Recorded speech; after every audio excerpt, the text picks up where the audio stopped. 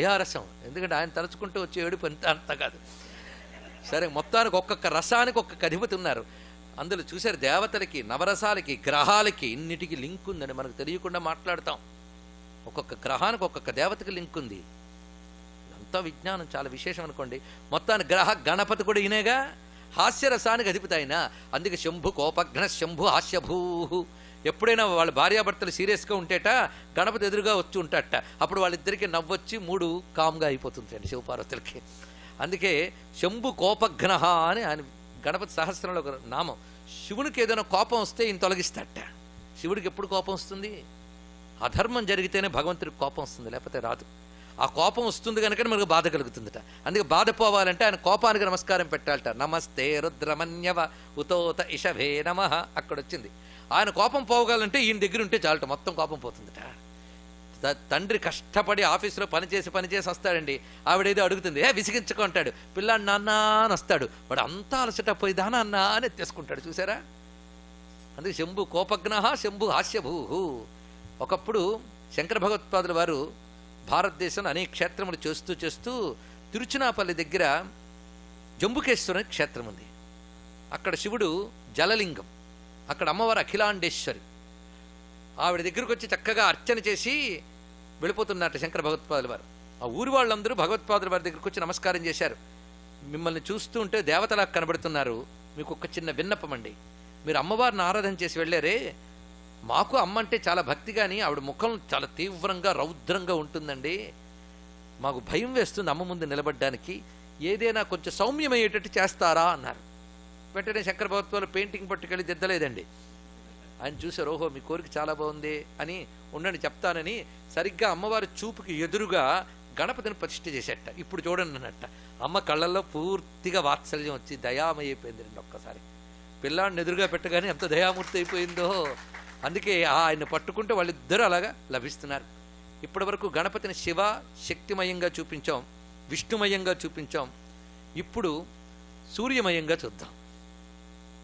సూర్యుడికి గణపతికి ఉన్న అనుబంధం మనం చూడాలి. సూర్యుడి నుంచి రకరకాల శక్తులు వస్తుంటాయట.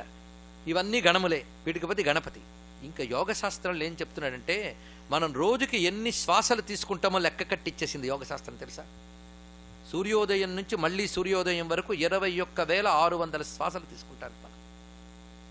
ఇందులో మొదటి 600కి అంటే సూర్యుడు ఉదయించిన దగ్గర నుంచి 40 నిమిషాల సేపు మనం తీసే శ్వాసలు 600. ఏం అద్భుతం చూడండి. ఈ 600 శ్వాసలు నువ్వు గణపతికి అర్పించు అని చెప్పారు. అదే సూర్యోదయం నుంచి 40 నిమిషాల కాలాన్ని ఉషకాలం అంటారు. ఉష అంటే ఏంటో తెలుసా? రోగహరణ శక్తి అని అర్థంట. అందుకు ఉషకాలంలో నిద్రలేస్తే రోగాలు పోతాయట. పొరపాటున అలవాటు ఉండదు, అది వచ్చింది బాధ.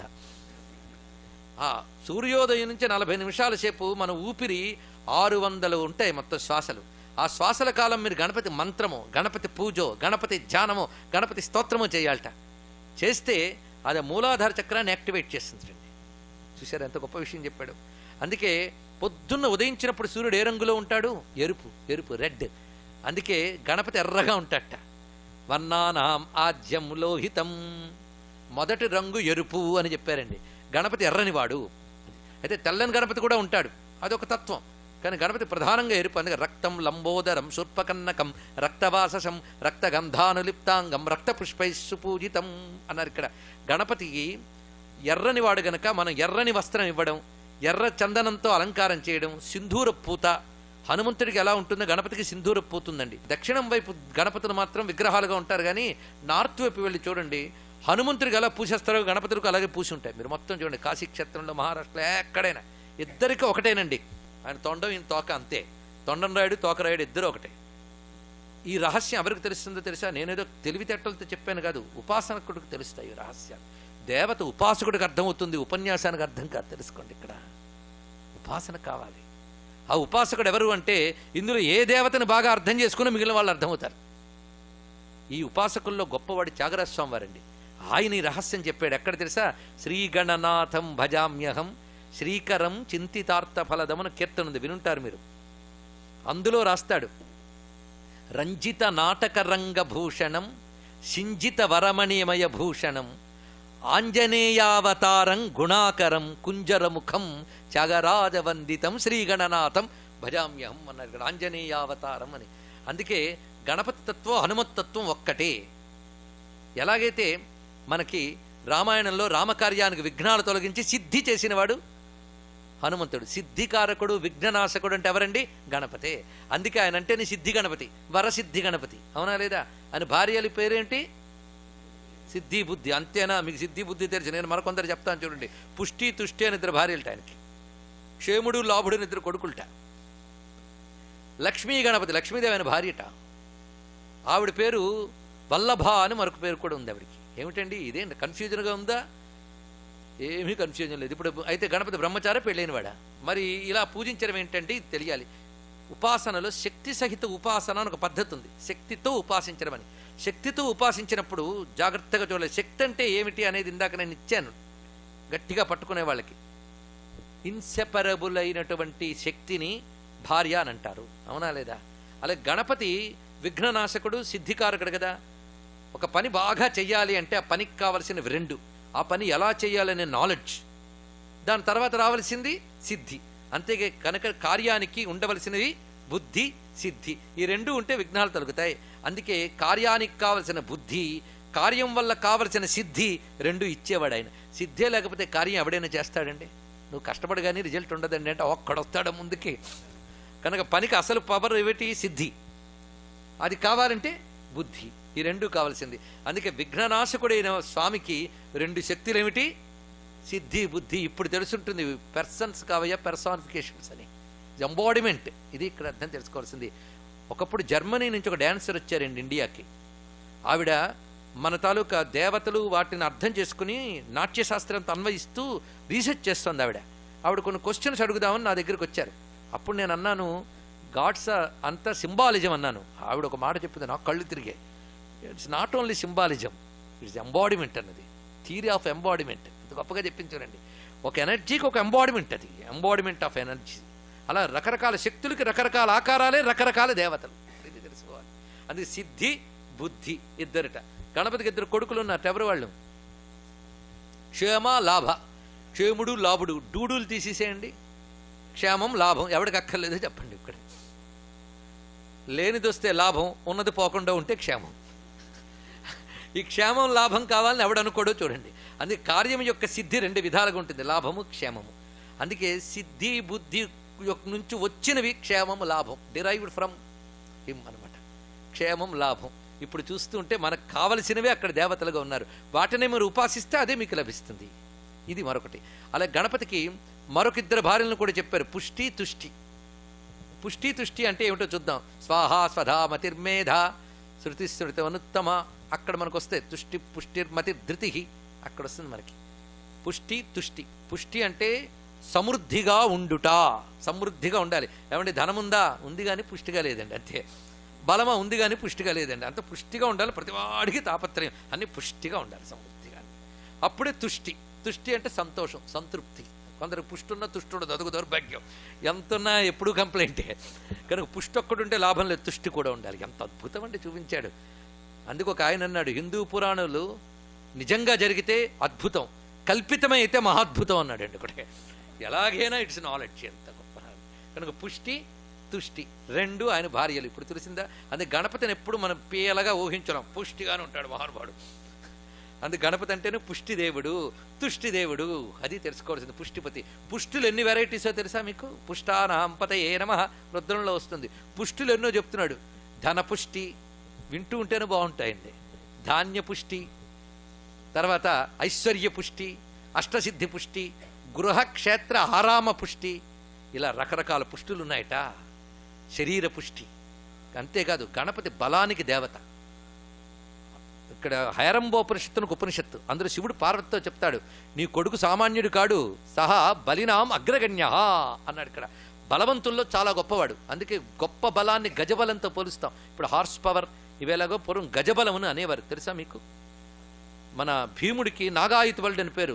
10,000 ఏనుగుల ఫోర్స్ ఆయనకుంది. అందుకని 10,000 ఏనుగులు అంటే 10,000 ఏనుగులతో బాడీ అని కాదు, ఫోర్స్ అక్కడ అర్థం.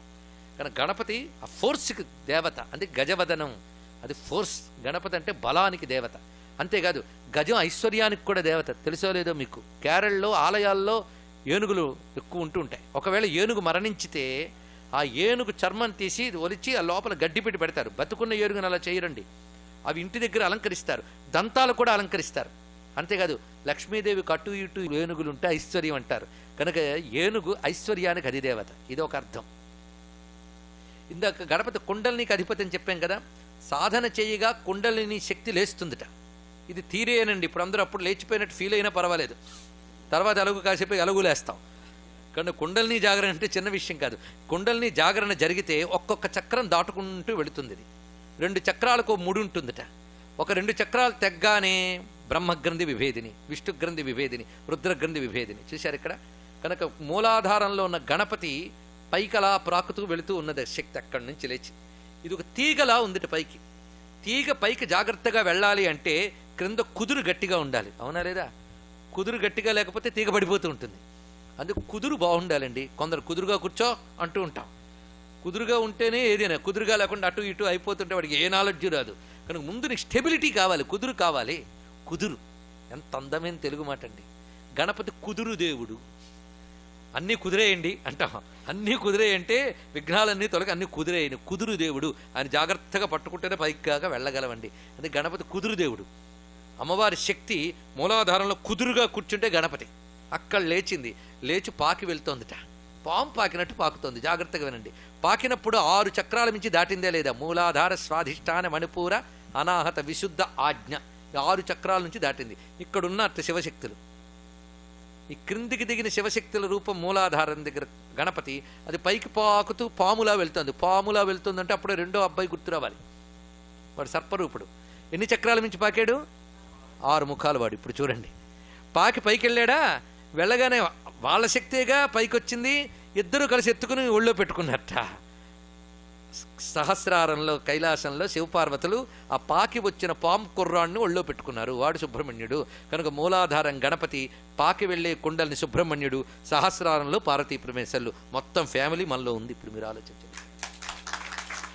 దీన్ని తీసుకొచ్చి మనం కథలో దేవతల విగ్రహంలో పెట్టేశాం. అంటే యోగంలో ఏదుందో పూజలో అదే ఉంది, ఇక్కడ ఏదుందో మంత్రంలో అదే ఉంది. అదే మొత్తం కాస్మిక్ ఎనర్జీగా కూడా చెప్పచ్చు. అందుకే దేవతా రూపాల్ని యోగ శాస్త్రంతో, మంత్రశాస్త్రంతో, విశ్వవ్యాపకమైన కాస్మిక్ ఎనర్జీతో కలిపి చూపించవచ్చు మనం. ఇంత అద్భుతమైన విషయం తెలుస్తుంది మొత్తానికి. కనుక గణపతిలో ఇన్ని చెప్తూ మరొక పేరుంది గణపతికి, ఉచ్చిష్ట గణపతి అని పేరు. ఉచ్చిష్టం అంటే ఎంగిలండి. ఉచ్చిష్టం తిన్నారా? ఉచ్చిష్టం అంటే ఎంగిలిట, ఎంగిలి గణపతిట. ఏమిటండి ఎంగిలి గణపతి? ఇది ఒక మంత్రం ఉందండి, ఉచ్చిష్ట గణపతి మంత్రం. అది చేస్తే రిజల్ట్ చాలా గొప్పగా వస్తుందట. ఎందుకంటే ఓంకారం నుంచి అక్షరాలు పుట్టాయని ఒక సైన్స్ తెలుసా మీకు? నేను చెప్పడం కదా, ఆ ఊ ఇందాకే చెప్పాం. నోరు తెరిచి నోరు మూసేదాకా మధ్యలో ఉన్నవన్నీ అక్షరాలే, అవునా కదా? అనండి అక్షరం అని. ఆకాశారం. మళ్ళీ చూడండి, ఏమి ఒక్కొక్క దాంట్లో మన వాళ్ళు ఎంత సాధించారో మన ఋషులు.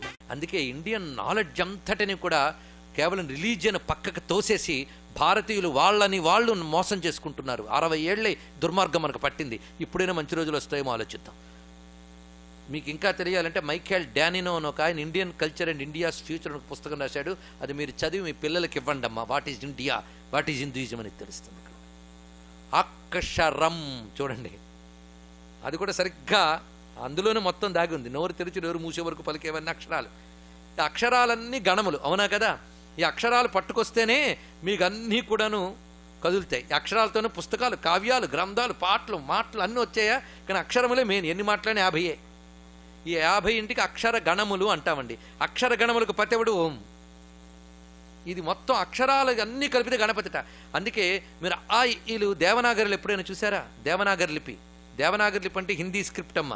హిందీ భాషకు స్క్రిప్ట్ లేదు. సంస్కృతం మీకు దేవనాగరిని స్క్రిప్ట్గా తీసుకున్నారు, అది తెలుసుకోండి. అది హిందీకి స్క్రిప్ట్ కాదు, అది దేవనాగరి, సంస్కృత భాష. అది డివైన్ లాంగ్వేజ్. అది ఆ అక్షరాల్లో ఒక అర్థం ఉంది. పైన చూడండి, హిందీలో అన్ని తొండాలు, చుట్టుకోవడాలు కనబడతాయి. ఆ ఓ ఈ ఊ అన్నీ చూడండి. అక్కడ ఓంకారం నుంచి డిరైవ్డ్ అన్నీ అవి వస్తాయి. కింద అక్షరాలు చూడండి, కా కా ఇవి. పైవేమో ఆ ఓ అమ్ అహా వరకు ప్రాణాక్షరాలు అంటారు. కింద వాటిని ప్రాణ్యక్షరాలు అంటారు. చూడండి జాగ్రత్తగా. ప్రాణ ప్రాణి అంటే మన అక్షరాలలో కూడా ఇంత సైన్స్ ఉందండి.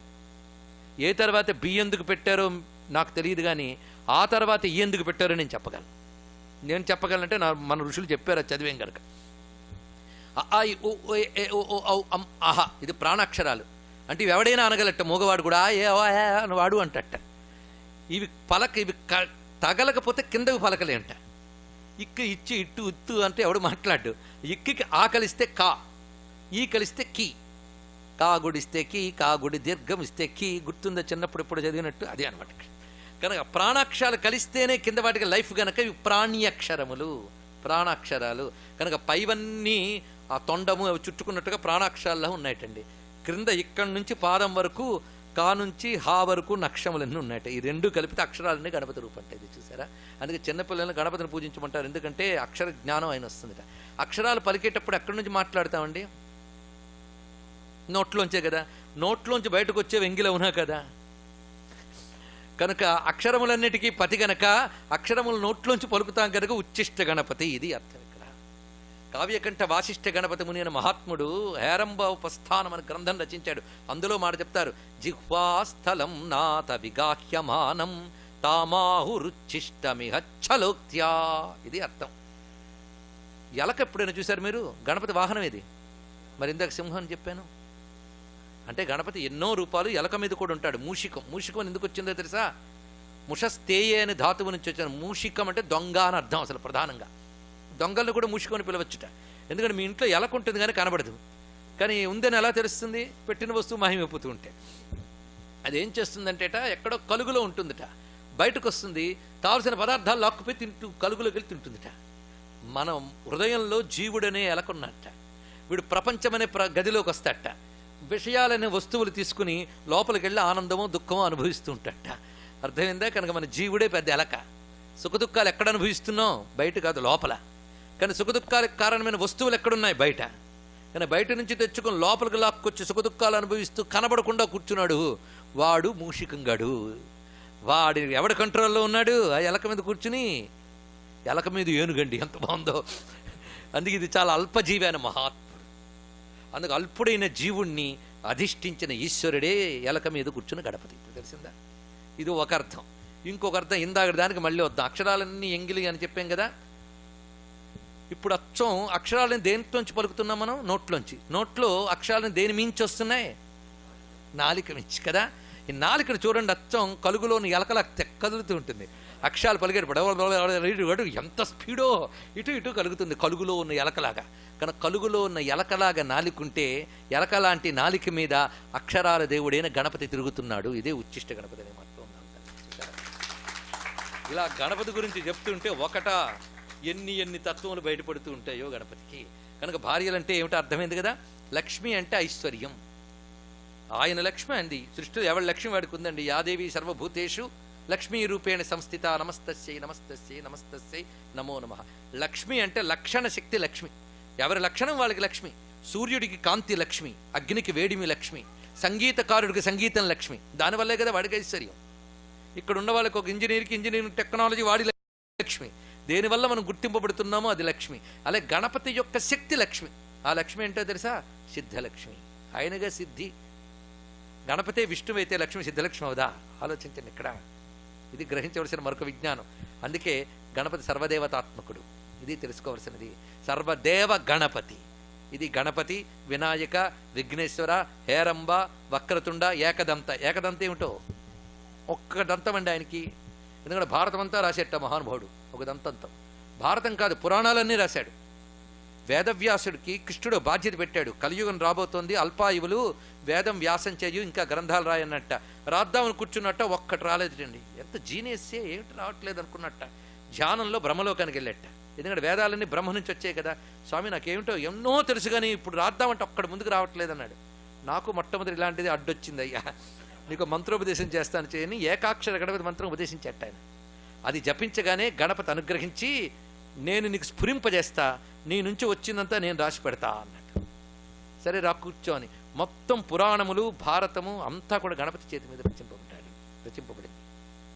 ఎక్కడ విఘ్నం లేకుండా తూచా తప్పకుండా రాసి పెట్టేట గణపతి. అందుకే ఆయనకు దంతం తీసి రాసాడు గనక ఒక దంతం ఉందండి అంటారు కొందరు.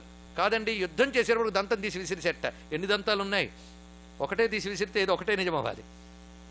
మరి ఎందుకండి ఇలాగా? దీనికి అర్థం చూద్దాం. సాధారణంగా మగ ఏనుగులకి దంతం ఉంటుంది, ఆడ ఏనుగులకి దంతం ఉండదు. అవునా లేదా? గణపతికి ఒకవైపు దంతం ఉంది, ఒకవైపు దంతం లేదంటే ఒకవైపు స్త్రీ రూపం, ఒకవైపు పురుష రూపం, అర్ధనారీశ్వర స్వరూపమే ఏకదంతమూర్తి. ఇది తెలుసుకోవాలి. అంతేకాదు ఇంకొక అర్థం శాస్త్రం చెప్తుంది, ఏకశబ్ద ప్రధానార్థో దంతశ్చ బలవాచక. ఏనుగు ఎప్పుడు కూడా బలానికి సంకేతంగా పడతారు.